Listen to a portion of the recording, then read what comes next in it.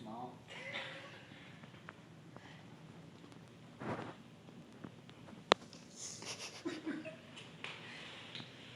Did you know America had its own concentration camps?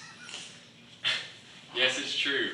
The camps I'm referring to were called intermittent camps, and they housed Japanese American citizens during World War II.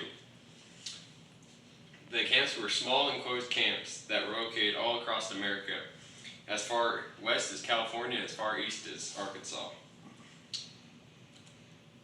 Not all Japanese citizens were held in the camps, however. There were some Japanese citizens who lived in Hawaii who did not get taken to the camps.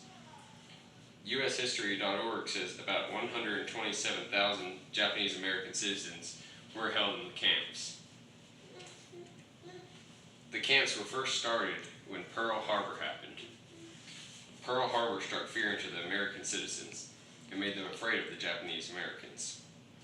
There was no real concrete evidence that the Japanese Americans were spying other than a hunch that they may still be loyal to Japan. Some of the Japanese Americans had been in America for generations. They were also the only enemy group that was kept in camps. The German American citizens and the Italian American citizens were allowed to go free. President Roosevelt was mainly pressured by the majority of the American population to sign an executive order putting them in the camps.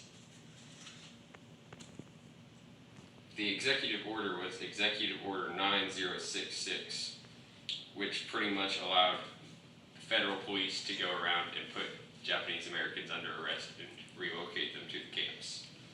The icing on the cake was Public Law 503, which passed on March 21st, 1942, according to ourdocuments.gov. This caused a lot of panic amongst politicians, especially ones in Hawaii, where 1/3 of the population is Japanese. In Hawaii, they started doing mass incarnation of the Japanese American citizens, and they even impounded their fishing boats. History.com says that only 1% or 1,500 Japanese from Hawaii were actually relocated to the intermittent camps on the continental U.S. Anyone 1/16 or 6% Japanese was taken, and the FBI, U.S. Navy, and U.S. Army was responsible for rounding up all the Japanese American citizens. The prisoners were uncomfortably accommodated in the intermittent camps. History.com says buildings were made from livestock pens such as horse stalls. There was no running water in buildings, and they were similar to barracks. They were also no stranger to food shortages and were reported to be less than sanitary. Food was also served in large mess hall-like situations where everybody lined up and got food, and then went and sat down in a large mess hall. The conditions were not unlike the military conditions at the time.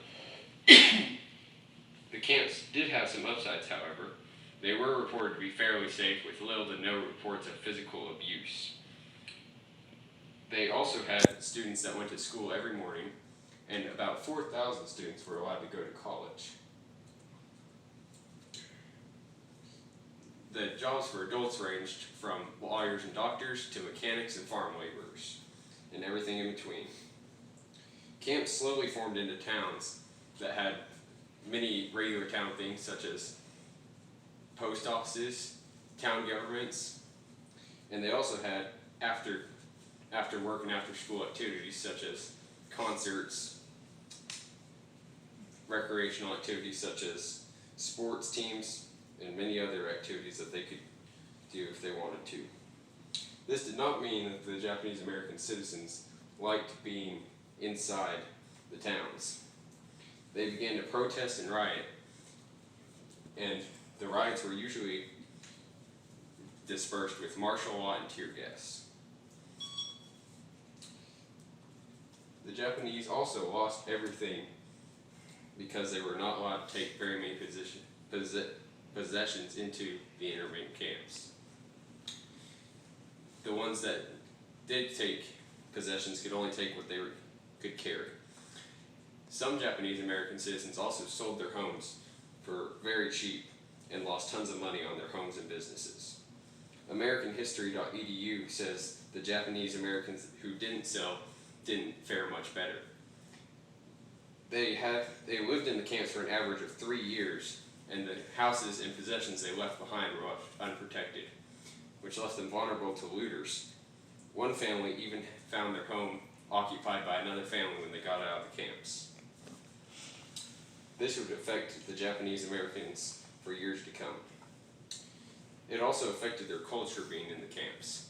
Younger people in the camps were given better jobs than the elder people, which was not traditional in Japanese culture, where elders were given more respect and better jobs.